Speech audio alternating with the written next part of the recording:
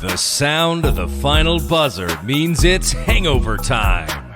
So grab a drink and join your host, Alfonso Sidney, for a Miami Heat Beat post-game show.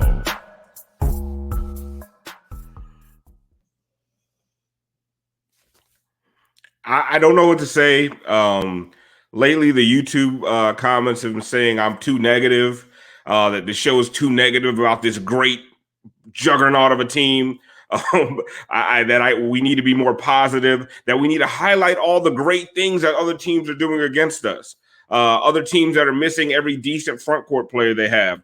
A team that, has Steph Curry and basically a bunch of journeymen. So I'm supposed to highlight all the great things that Kent Bazemore did against us tonight. All the great things that Kelly Oubre did against us tonight. How we couldn't stop Eric Pascal tonight. That's what I'm supposed to do. That's what the YouTube commenters want me to do, apparently. I don't know how I'm supposed to do that. I mean, I could. We can make this a whole show, because this was going to continue to be show after show talking about all the great things other teams have done against us. Because right now, there's not shit to talk about from the Miami Heat. Another second half where they scored less than 45 points.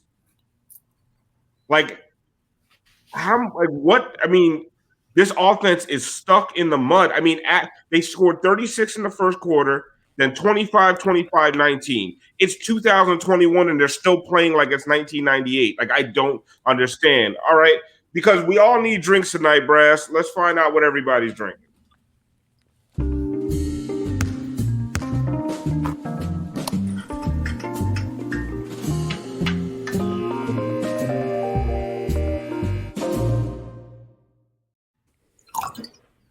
All right, so let's go around and find out what everybody's drinking, because on a night where you lose to a team led by Steph Curry having the worst shooting nights I've ever seen him have, you're going to need a drink.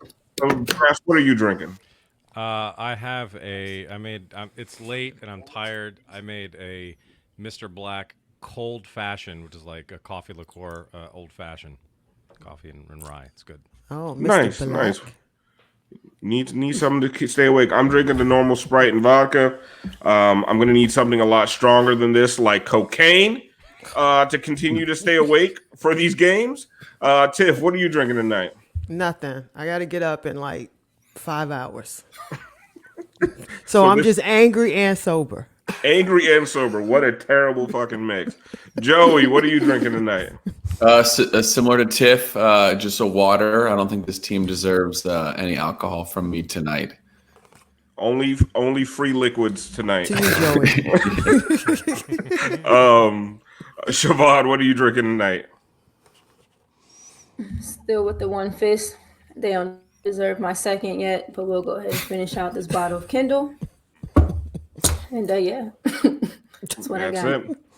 And then we have our special guest tonight to come take a victory lap on when he was trying to tell me that this team was trash back in December. And I argued with him.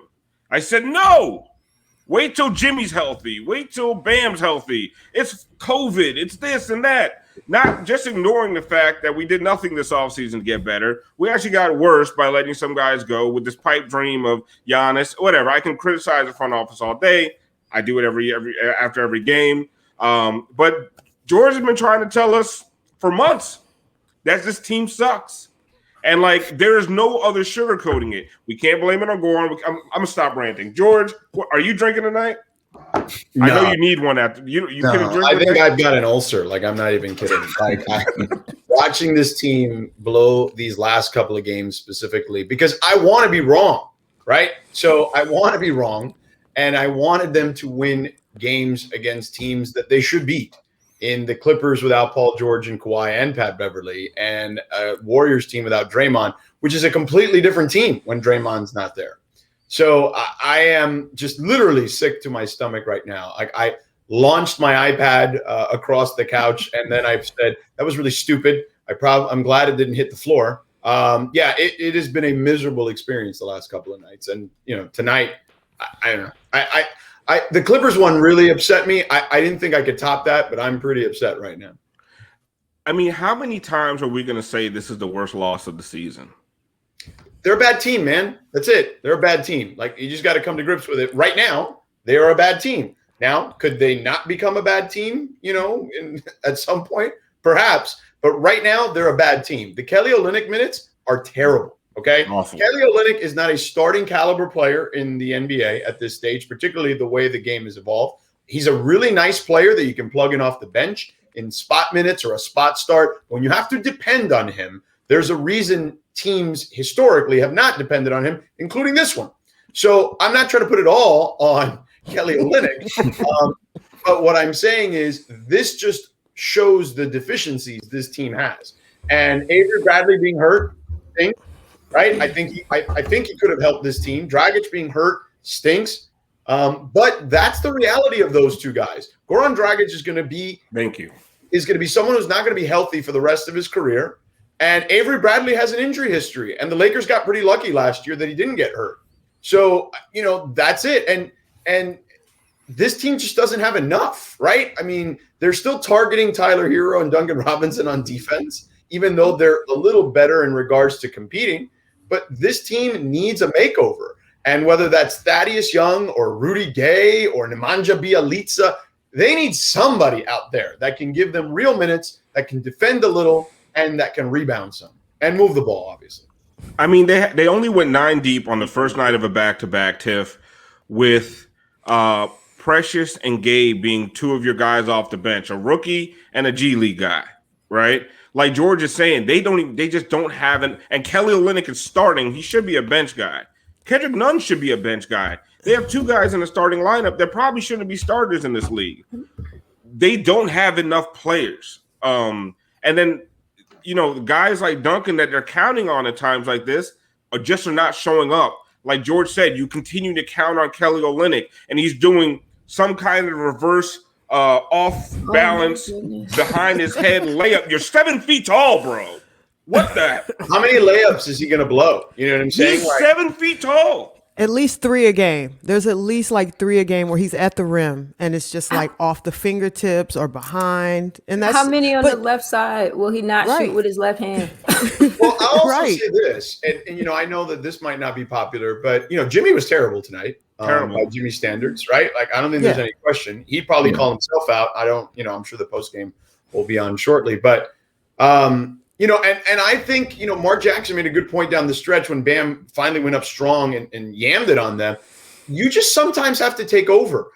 You are by far the biggest man on that floor against a team that is completely undermanned. And I think Bam defers too much. And that's not just tonight. That is a normal behavior from him, which some nights is great.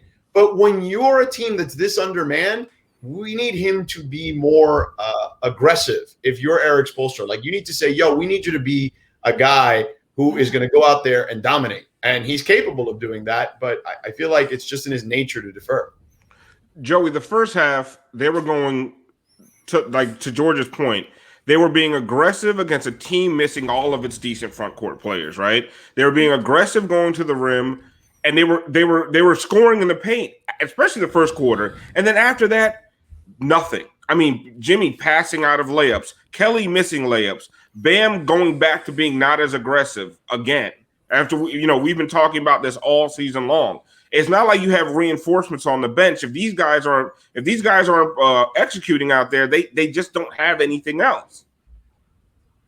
Yeah, 100%. I think that we've seen time and time again this year that a lead is never safe with this team, and even when we get an 11-point, a 12-point lead, it's never safe. Even if we had a 40-point lead, it would mean nothing to me at this point.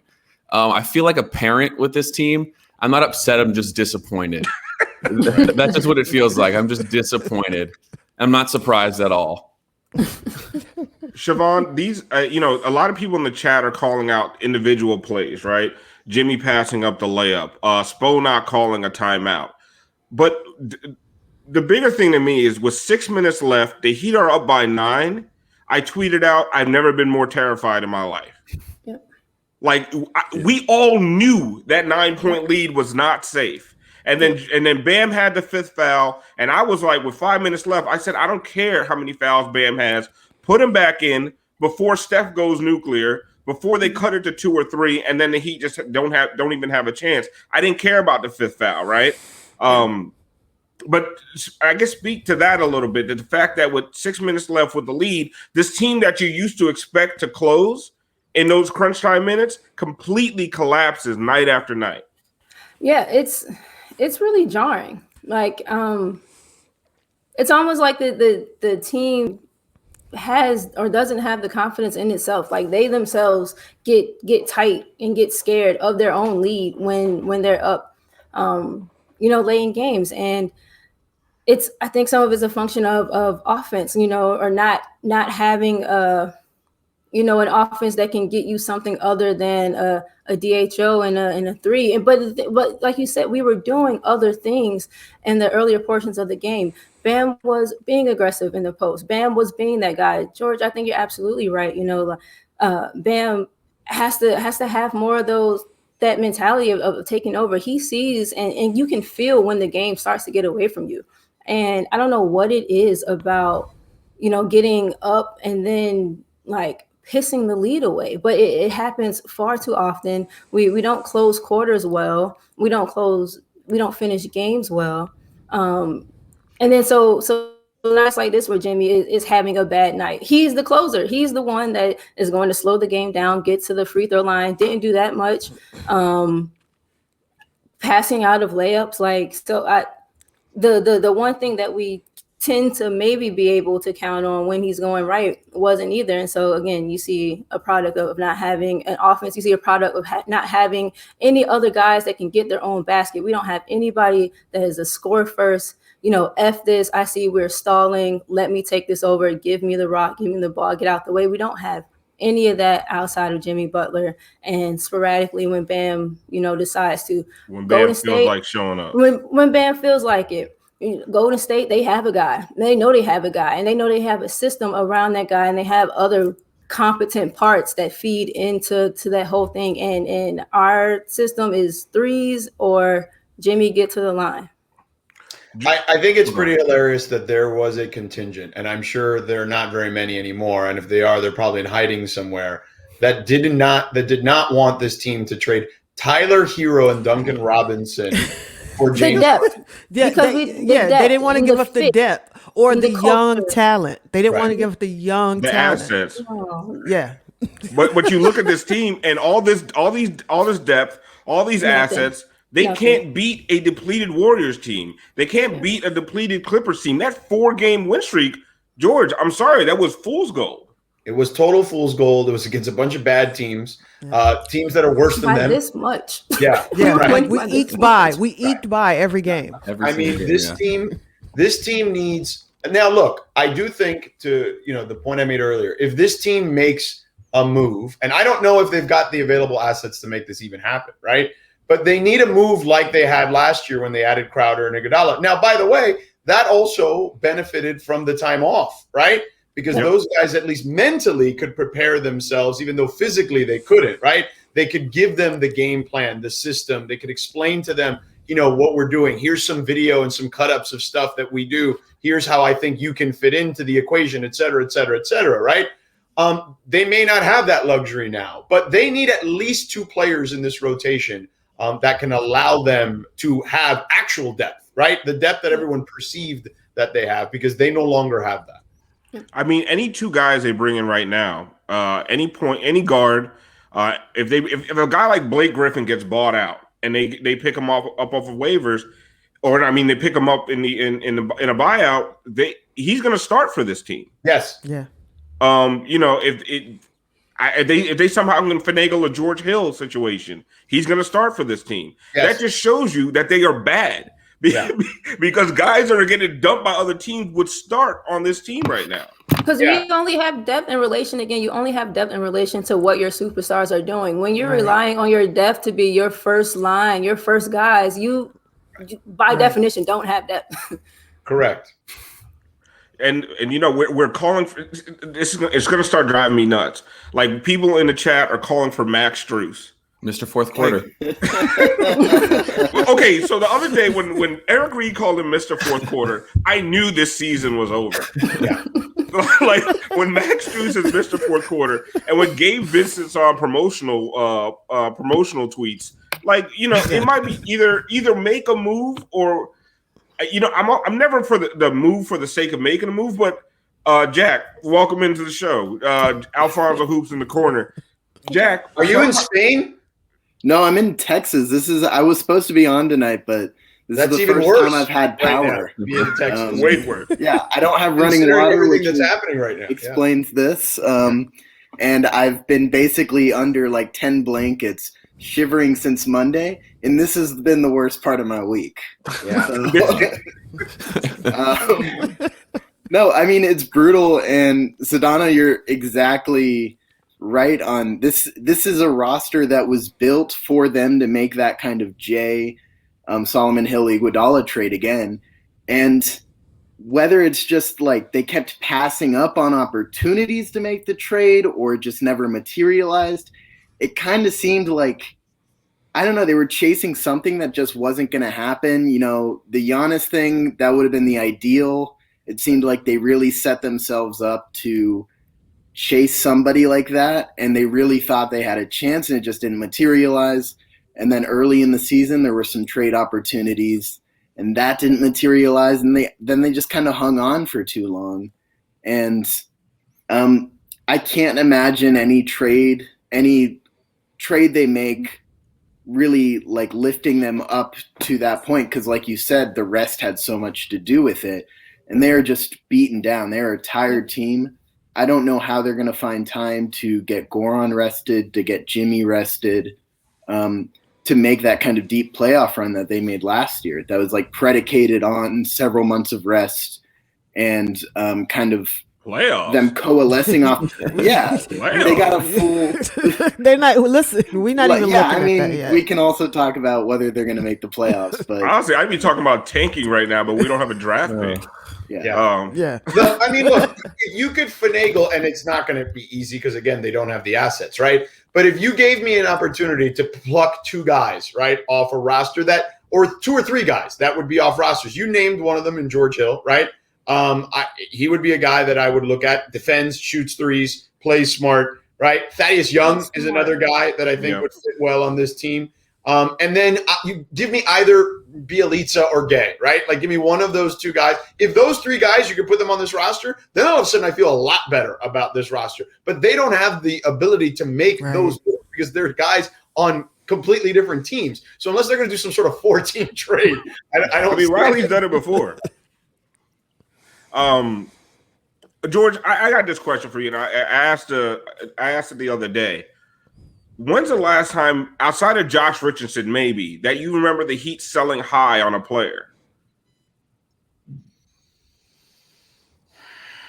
Man. Because I guess my point is, I think this is starting to become a trend. I mean, Karan Butler and Lamar Odom, I guess. You know what I mean? Like, you know, granted, they turned out to be very good players, you know, championship caliber type players, but, you know, they traded them for the most dominant player in the game at that time. So, man, I don't know. Some of those mentioned are better players than assistant coaches. I just want to say.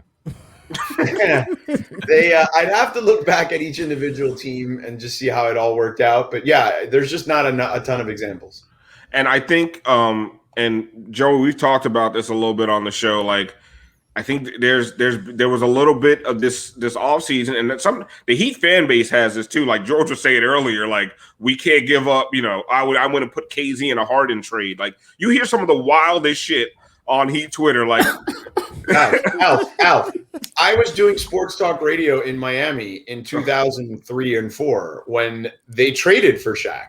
And people were literally calling me and saying, we can't trade Lamar and Karan. Are you crazy? And I'm like, do you guys watch basketball? Like, what are you talking about here? No, and by the way, it's not just Heat fans, okay? Because I was also on the air nationally when Boston made the KG deal, okay? And I remember Boston fans calling me, we can't trade Al Jefferson and Gerald Green. So it's not just fans. Like, fans just do this.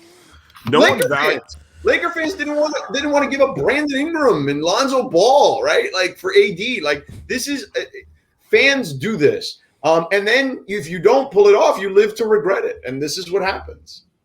I don't think the Heat had a real shot at Harden. I think other teams had better packages to put together. Agreed. Yes. But I think what you're speaking to, the point that I think, a lot of us have been banging the drum on, is that don't stop falling in love with, nobody loves the eighth guy, seventh guy on their bench more than the fans of that team. Like, we need to stop doing that and just understand that these guys, they were undrafted for a reason. They're G Leaguers for a reason. If you have a chance to give up an asset for an all-time great like a James Harden, like, let's stop with the nonsense. Like, oh, you can't give up Tyler Hero. Like, get off that shit. James Harden, they said James Harden is not going to pass. He won't help the Heat's offense. Yeah. He's leading the league in assists. Well, that's What are part we of a talking larger about here? issue. Well, and by the way, with that James should Harden. not have been a huge surprise, because his first year with Mike D'Antoni in 16-17, now he's led the league in assists a couple of times. But if you go back and watch I remember when he landed there, I was talking to, used to do a podcast on ESPN with Amin Al-Hassan, and he knows Mike super well. And he said, and look, I agreed wholeheartedly, and that's what it turned out to be statistically, or at least on the court that year. He's like, this is Steve Nash on steroids, basically, because Harden has the ability that Steve Nash has, except he's a way better scorer, more athletic, and just built sturdier. And that 16-17 year was great for Harden because he was shooting, I think he shot the ball like 19, 20 shots a game. And he led the league in assists with like 11 point something. And then every year after that is when we saw the Harden that everyone has been seeing recently. Every year they increased his shot attempts, and his assist numbers stayed relatively the same, but all of a sudden he went from 19, 20 shots a game to 24, to 28, to almost 30, right? Like, and that was the issue with the Rockets. It was just, they fell in love with, this is the way we're going to do it. And they should have stayed with the way they were doing it originally with James. He played the game they asked him to play, and that was one of my biggest things. And I don't want to harp on James Harden too much, but I gave George his props at the beginning of the show, right? Because he was really, really right back in December, but he's also been really, really wrong, Brass. No more. Well, yeah. I don't know. It's too early to get. I mean, I've seen a lot of you guys' reactions on social media, and I feel like, look, man, you guys want to talk about small sample size theater. For the love of God, it's been 4 games. You guys love to pick on a guy, and then that's it. It's just, you're going to needle that guy forever, and that's the end of the deal. Like, that's how you guys work. I get it. But I don't think he's as bad as you guys make him out to be, nor do I think he's as bad as what we've seen through the first 4 games. No, he's been bad. But you're literally picking on the guy that they signed to be like the 11th guy on the roster. Okay, they told him they had a major role for him. They say he had a significant. He turned down money for a significant role on a contender. They can say what they want. They paid him like the 11th man. Well, they all lied to each other because he's not playing a significant role. They're not a contender. Like, it was just that sales pitch was just full of lies. Like, it was just full of bullshit.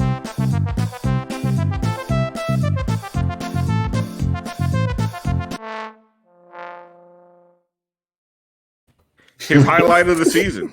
They signed him like as a scapegoat, just to use that scapegoat.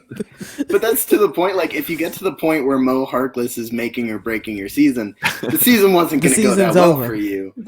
Season's over. Yeah, he should have been the 11th man. Like, he shouldn't have been that heavy of It's just been bad all around. It's hard to pin it on Mo because it's not like anybody's playing. It's fun to pin it on Mo. It's hilarious. Right. It's fun, but that's where you're at. You're pinning it on Mo Harkless, the 11th guy on the roster.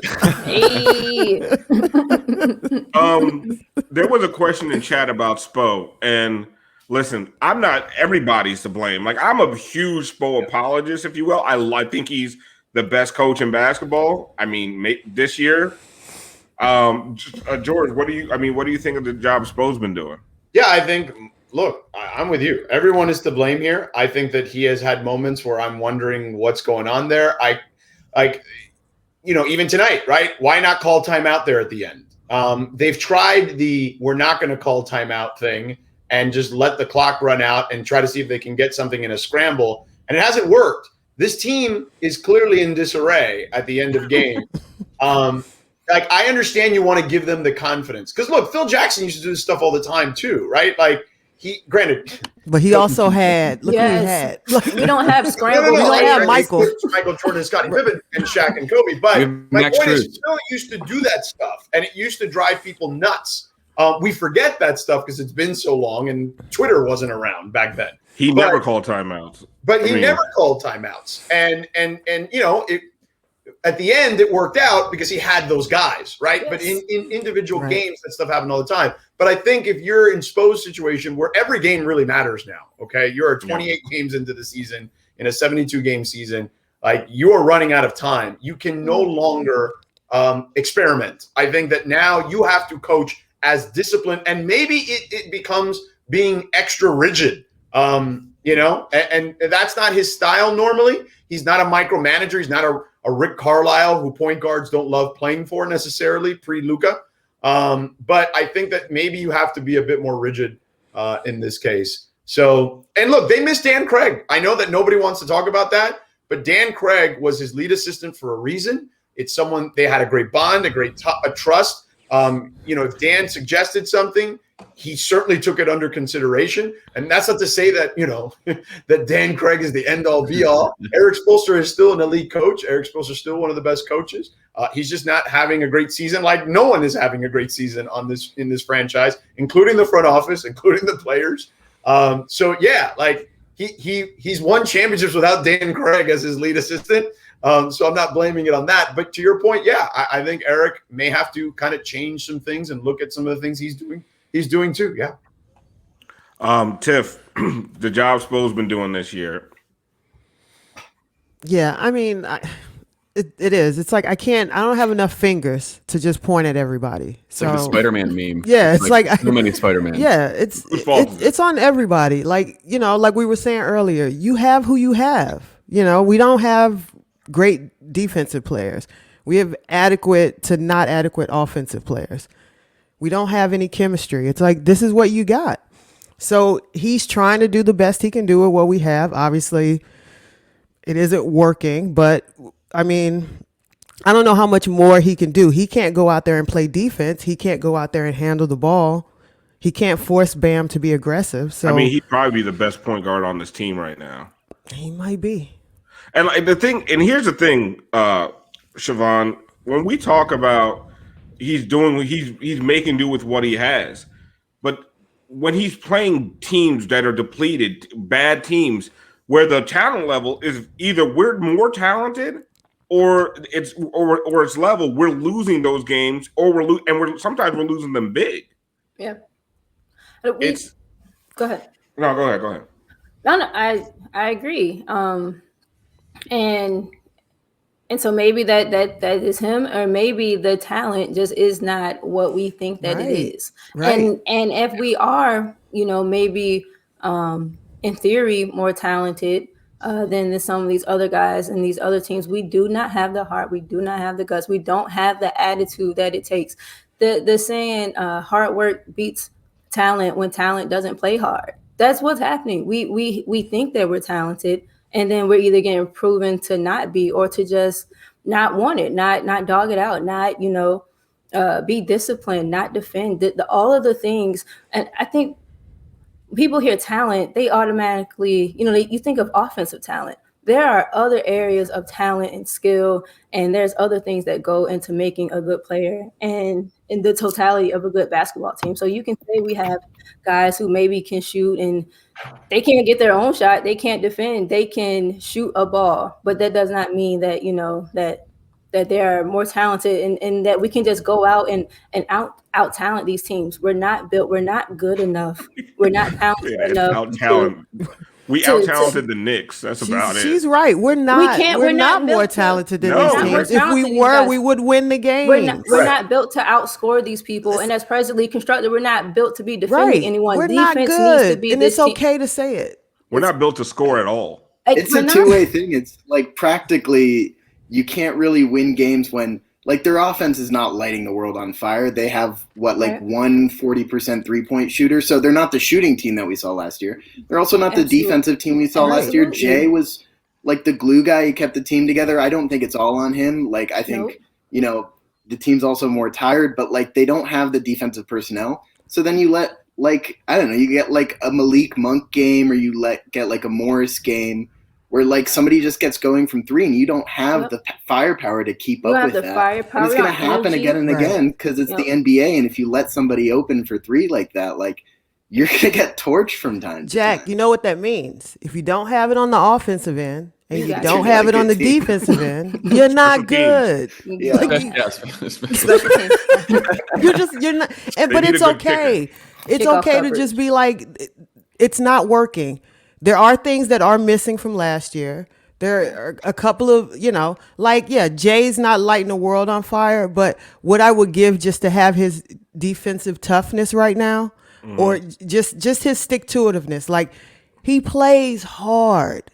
And we're missing that. And we can say Jimmy plays hard, but guess what? We need Jimmy to play hard. We need Jimmy to score. We need Jimmy to rebound. We need Jimmy to assist. We need Jimmy to get the water. Like, what else? What else? Like, what else? Triple doubles and you still lose. Right. So that's it. I mean, George, do you see the Heat making a move before the deadline, or I can't imagine. Don't know if there's a move. I just don't know if there's going to be moves to be made, because here's the problem. The play-in scenario, albeit something that fans love and it was a hit and the NBA thinks is great, is going to really hurt the trade market because more teams are going to feel like they're in it for longer. So there's going to be less time to make moves. I know front offices are always doing their due diligence and making calls, but nobody's out of it, for the most part, outside of 2-3 teams tops. So I think that becomes your big challenge, right? Is that there's not enough teams that are going to be out of it for them to be able to pluck guys that can help them with this roster. So that's another thing that's working against you if you're them. Yeah, like I think what's the changes you're going to see on this team are going to be on the buyout market, right? And and then you're going to cut a Chris Silva there. I mean, I don't see. Really though, are you worried about cutting Chris Silva? Right. No, that's what I'm saying. Listen, they can cut about 5 guys on this team and no one would notice. And your buyout market that's players that want to come. Right, because by the way, that's the other thing. We're not in contention, right? So if you're bought out and you're like, I'm trying to get this ring. Right. You're not coming to Miami right now. No. You're going to go to one of the LA teams. Hell, you may even go to the Warriors first. You know what I'm saying? Before you come to Miami, even out west, right? There's a bunch of teams in Brooklyn, obviously. Yeah. So I think that they're in a really, really tough spot. They need to overachieve to find themselves in a good spot. They're 9-8 with Jimmy back. Okay, they're an average team even with Jimmy. Like that's it, and that's the best thing you can say about them. Okay? And 4 of those wins are fraudulent as shit. Right. The best you can say is that they're an average team with Jimmy, and they're not. Tiffany said it. They're a bad team, right? Siobhan said it. They're a bad team. We've all said it. They're a bad team right now. For the next few minutes, we're going to take your questions. So start loading in the questions. Somebody said, "Why is K?" Honestly, I'm not answering a KZ Okpala question for the rest of this season. That was crazy. He wrote that. He wrote that. KZ's in the chat. I love the idea that that he's sitting on the bench. Like Spo is not aware of how good he is. I know we have criticisms of Spo, but Spo knows exactly how good KZ Okpala is, and that's why he's on the bench. If there was half a chance he could help this team, he would be playing like 20 minutes a night. Dude, he's playing right. You don't think that if he was any good, he'd be your starting power forward right now over Kelly Olynyk? I mean, come on. And just the thing is, the guys that we're calling for, just think about what you're saying. We're calling for guys that probably shouldn't even play the power forward position. Yes. They shouldn't play in the NBA. Well, I'm not going to trash them that hard, but they should be G League. Right. I'm going to agree with Mr. Sedano here. They should be in the Did G I go too League. far? Are you like the YouTube commenters? I'm being too negative. I don't know what the fuck YouTube commenters, please explain to me what you want me to talk about with this team. Like, what do you want me to say? Talk about the other team more? No, it's a Heat fucking post game show. What do you want 3 minutes on Eric Pascal? I don't give a shit. Like I'm not doing the Kelly Oubre show over here. Get the fuck out of my face. And then also, don't tell me to stop fucking cursing. Kiss my ass. Your kids shouldn't be up watching this shit anyway. It's called Hangover Time. Adults drinking alcohol and talking about basketball. Parent your own children. Put Dora the Explorer on. Fucking parent your own fucking kid. Thanks for coming, George. Schmeeth and Schmolnick asked, factoring in talent, is this team worse than the team that started 11-30? Why do we keep saying talent? No. That team was bad. That team, by the way, should have kept tanking and tried to get Jason Tatum because that was the guy they wanted all along if they were going to be in that position. And this team would look a lot different with that. That was the year that they really screwed it up. And that was, I think, the first year I started fighting you fools, Alf. What was on that? Jack, because I think you guys were arguing with me about like, no, make the playoffs 30-11. And I was like, this is so stupid. Like this is super fun. Come on. No, I was on your side about this, and I fought Alf about this basically maybe it wasn't daily. you, Jack. Maybe it wasn't you. But there was a contingent that really wanted to make the playoffs, and I remember fighting with a lot of people going like, you are all idiots. Like this team never has draft picks. Where's Island, man? Good draft. Go get somebody, Next question is, when should we sign Isaiah Thomas? Because that's which one. Honestly, yesterday. Why not? Yesterday, right? Give him a shot. He can't be worse. He can't be any worse. I'm sure whatever happened with him and Goran, they're past it. Is what I would imagine. Oh, is that what stopped him? I mean, I don't know. They had some issues in Phoenix. I remember. Long time ago. Long time ago. Somebody says Duncan has to be gone, right? No way the Heat pay him what he will get in the market. Well, I don't think. What is he going to get in the market? Like, you know what I'm saying? Like, he's a 40% shooter who now is on the scouting report, and teams know that what he can do. So he's not going to get the volume that he has been getting or had gotten last year. So what is he? A mid-level guy? I think at the beginning of the season, a lot of people were saying 16 to 20 million a year is what he's going to demand. They were saying I can't curse, but no, hell. They were saying he was going to get Joe Harris money, and I said, well, I don't listen. I don't think he's as good as Joe Harris. I don't either. He doesn't do as many things as Joe Harris. Davis Bertans. I like that. Yeah. Davis Bertans is more well-rounded. Yeah, they did do more things, and we see what happens with how one-dimensional he becomes, especially when you only have one guy that could break down a defense and get in the paint. They literally have one guy, except for Goran. But let's keep talking about when Goran Dragic comes back. Like, Duncan Robinson, in theory, is a good seventh player, And I've been saying that all season, and everybody's at my neck because I said that. Look, at this point, why not even look?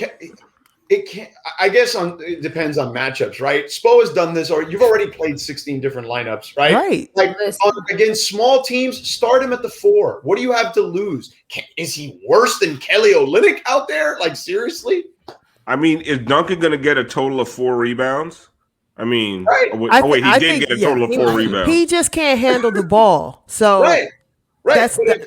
If he's just like against small teams, and there's a lot of them in this league, just start him at the 4. What do you have to lose? Yeah. Right. We've already lost. I was going to say games, but that's not. We've already listen. You got to try something else because this team they're defeated. And that's it. They're defeated. So why not try something else to try to show them that as the coaching staff, you're engaged, you're trying. You got to do something. I think this is a good question, and I've been kind of asking this jokingly on the timeline. But do you think this season fractures a relationship between the front office and Jimmy? Like, if they do nothing, if they waste a year of his prime.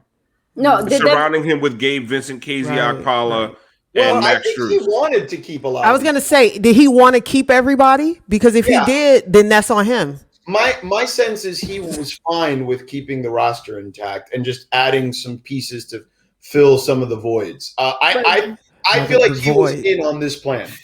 But that's the thing. They didn't add those pieces, and they created bigger voids by losing some pieces who, in retrospect, maybe added more than we thought they did. I mean, yeah, well, what I mean in the sense of like, I think they made a fair offer to Jay Crowder. You know, I mean, it was a balloon payment of 1 year of $14 million and an option for year 2, which I think was going to pay him 10 plus there too. Right. So it was 2 for like 24 or something like that. He got 3 for 30, you know, and he took more security. So I don't blame him for that, but I don't think it was a bad offer that they made to him. And look, he could have opted out or opted into the 10 million in the second year, and it would have been good for him. I think we keep talking about the Jay Crowder thing, and I swear, like I remember Jay Crowder minutes fondly last year, but I think I think people are blowing it up too much. Sure. And I've said it before. It's he gave you a lot of really good minutes last year, right? But there was a way to replace him without giving him years, and the Heat just didn't do that. You know, they gave some. I mean, I'm not sure how the contract worked out with Myers. Apparently, like that money couldn't have gone to anyone else. I don't know these so these cap machinations. But like to me, some of the mistakes are like Derrick Jones Jr. last year. You weren't planning to re-sign him. You were never going to give him years. Why didn't they move him for something when his sale value was high? Right. And they're going to make the same mistake with Duncan, because let's say out of the blue some dumbass team forgets this season, goes back to the bubble and says we're going to give Duncan $15 million. Mm-hmm. Do you pay Duncan $15 million, or do you try to move him for something now? So I guess I don't think you can get much in return, though, is the problem. I think now you can't. I think because you waited. Right. I think his value has slipped. Like he's been exposed to the whole NBA. But even with that, just at his number, like you could have gotten maybe a pick for him, but you're not even getting a first rounder for him. So there really was only limited value in return for him anyway, unless you packaged him with someone else. Well, you'd have to probably throw in an expiring in Kelly to make some numbers match for a halfway decent player. I'm just saying I think there was things that could have been done. And, you know, they should have gone after Oladipo before the season started. I think that would have helped them in a lot of ways. Now, I know Vic just got hurt, obviously, playing against them. Right. But I thought Vic was playing pretty well up until that point. But if he didn't play us, he would have never got hurt. He'd be on our team. Right. There's that. What I'm saying is he was playing pretty well, I thought. Mm-hmm. I don't think he was 100% back to being Victor Oladipo, but he was way closer than what we saw in limited opportunities last year. Right. And I think that at worst, you look at that situation and you say to yourself, okay, he's a free agent. If he performs well, we figure out if we re-sign him. At the very, if he stinks, then you let him walk. That's it. Like I thought that was an easy move to make that I was stunned they didn't make at the time. With basically you're holding off on Oladipo with the hope of Giannis or Bradley Beal, and I get it, but at some point, like you just have to get better, and they didn't get better. Oladipo could have helped you in a sign and trade scenario in that situation. Yeah. You know what I'm saying? Yeah. So I don't think Bradley Beal, is first of all, this notion that Bradley Beal is going to get moved right now is silly because first of all, Bradley Beal has to say he wants to get moved. Okay. He don't want to be here. That's not the way trades work on Heat Twitter, George. Okay. Riley has you can't be logical about this. Has to be willing to trade him. Riley has the power to pluck any player off any team for Kelly Olynyk, Kendrick Nunn in a first. Yeah, that's the package. It can get you anybody pretty much. Yeah. and so look, I think that there's that, right? And the Jimmy Butler situation was the perfect storm. It was Ben Simmons and him didn't get along, right? And that was the big issue there. That was the big rub. He also didn't like Brett Brown. He wasn't going to stick around and wait to see if Brett Brown was going to be around or not. So the Heat took advantage of a situation that Dwayne Wade helped them with a layup, basically. Okay. And I think that situation worked out perfectly for them, but those situations aren't going to be there all the time. and that's just it. So Bradley Beal is not a given by any stretch of the imagination. And by the way, 29 other teams or 28 outside of the Heat and the Wizards are going to also want Bradley Beal. Well, even the Wizards want Bradley Beal. Well, and look at it this way. Still want him, yes. So 30 teams want Bradley Beal. Think about it. What we got is depreciating right in front of us. So you think I'm going to give you my brand new car for your old ass Pontiac? No. With a bunch of Acuras. Yeah. Right. Yeah. But George says something on the Oladipo thing. Like, you just go after him, and he could help you in a sign and trade scenario. That's been my whole, we've had this argument with Giancarlo, our other Heat Beat host, who kind of says you have to maintain space, you have to maintain freedom just in case a star wants to come here. I think the Jimmy thing shows you, if a star really wants to come here, Andy Ellisberg and Pat Riley are going to make the space. And I know space helps, but when you're in a win now scenario, you get the guys you can. And if Giannis falls out of the sky and he wants to play for Miami, there's nothing that's going to – there's no cap situation that's going to stop them from making James space. Harden, man. James Harden got himself to Brooklyn. They didn't have space. The space thing is now overrated. Teams can do it without space. Miami proved that. The fact that they proved it themselves and then Brooklyn was able to emulate that, I don't understand. I get it. It's easier. For sure it's easier. No doubt. Yep. And by the way, maybe you still could have maintained some space. Victor Oladipo is making $19 or $20 million, right? So you still had 10 to play with, right? Or so after you signed Bam. So, and you could have used him in a sign and trade. You had some space to work with. There are ways to make the math work. So that to me was an easy move. You could have had him for cheap, clearly, right? Yeah. Look what he got moved for, even after he was already playing well, right? He got moved for Karis LeVert, who's a nice player, but he's not some star. I really feel like they missed the boat on that when he was still an unknown. Yeah, it would have been super high reward and minimal risk. Yeah. And he wanted to be in Miami. Yes. So you're getting a guy that wants to be there, which means he's going to give you every single drop. He has. Right. And now you're not going to get, I guess, maybe, I don't know. I don't know if he's a max player anymore, but you're going to have, so you have $30 million in space. You're just going to give it to Oladipo? I don't know. You might as well have just traded for him if that ends up being what you end up doing. But that's the thing. That's what's going to end up happening. They're going to end up with Oladipo for all their space when they probably could have got him for a lot cheaper last year. And I guess that's one of those things where you got to wonder, is Jimmy looking around okay, maybe I signed off on all this stuff, but you guys are the front office. I know he wants to be involved in the decisions, but he's too close to it. You can't go to him, can we, you care if we give up Hero and Duncan? He loves those guys. The front office has to be a little bit more cold and calculating. And I just feel like recently, the Heat just have been way too sentimental about some of these guys. They're almost looking at some of these guys like we do as fans. And so what they're doing is, Alf, is it's not apples to apples. Somebody brought up the 11 and 30 team, right? It's very similar to that, where you're holding on to this 30 and 11 squad, right? That may have overachieved. I'm not saying the Heat were a fluke like some people. I don't think they were a fluke. I think they were a good team last year. I think they were a connected team last year, and they made moves, and the layoff helped them, right? And that was what I remember being on television a million times over saying, this team is going to beat Milwaukee because the Iguodala-Crowder moves particularly are going to help them, and the 3 months off are going to help them because they're more connected than they would have been if they would have just been thrusted into the lineups as had the season played out. They're not that team right now. They lost a bunch of those guys, right? They've been dealing with guys who are injury prone. So you had to recognize it for what it's worth. Yes, not a fluke. It's not this side of the spectrum, right? But it was somewhere in the middle where you're you overachieved. And that's fine to say that you overachieved. And I think that was something that was looked at as a dirty word, overachieved. Yeah. But it's not. It's just a lot of things fell in line perfectly for you. And then when I was, when we've been talking about this and I'm saying, guys, Goran Dragic can't be relied on. He had 3 months right? Where nothing was going. He got to rest. He got to get healthy, and he came out looking great in the bubble. And he still didn't make it all the way to the finals. Right. He got a busted wheel. Right.